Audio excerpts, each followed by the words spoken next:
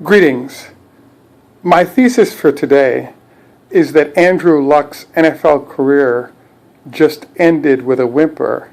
It's just that not everyone is seeing it.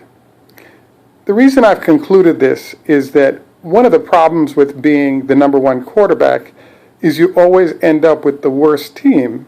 When you go to that team, as Jim Plunkett will tell you from Stanford, he got beat up in New England for a number of years, and then people thought he couldn't play anymore. And when the Raiders recruited him, that's when he brought 2 Super Bowls to the Raiders, because he was good. He had just been beat by a crisp by a really bad New England line. We can also look at John Elway in the same situation. He was picked number 1. He came onto a team, and Elway and Luck have very similar qualities in that both players were able to join a team, and they're both from Stanford. They're both the number 1 pick.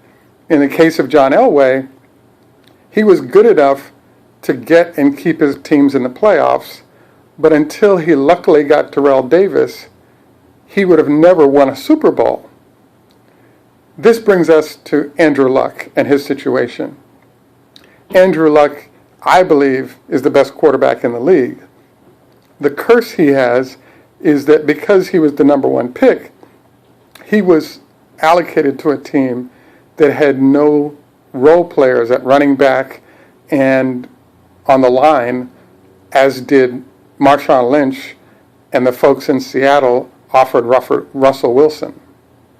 The reason why it's my belief that Andrew Luck's career is over is that Andrew just made, I think, the coup de grace of flaws.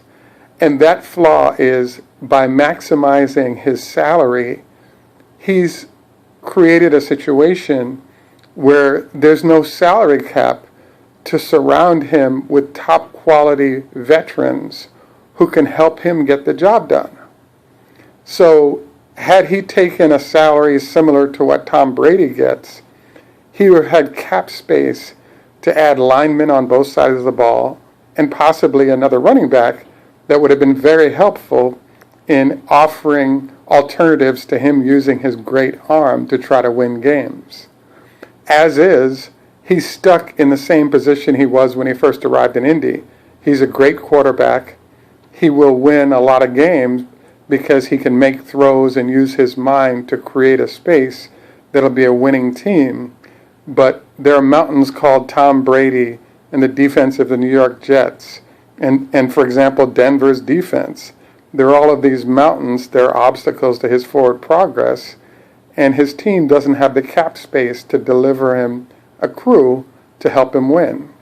So just like in college, where Andrew Luck never won a championship because he actually, instead of throwing a perfect pass to people who dropped them, he should have just run for 10 or 15 yards on 3 or 4 occasions, and he would have had a national championship shot. He's now in a situation in Indy where he's never going to be allowed to leave because he's a top 10 quarterback. He's making so much money that the cap room that's available allows you to get okay players or old players. And then because he's a good quarterback, the team is never bad enough to be able to get multiple selections in the first or second round that are good enough to deliver performance without necessarily costing too much money. So hence, I believe that Andrew Luck's career ends much like Dan Marino's. A lot of great games, a lot of great pass yards, but no trophies. Unless he gets a lucky break on a Terrell Davis type talent that most teams are too smart to let go by them at this point.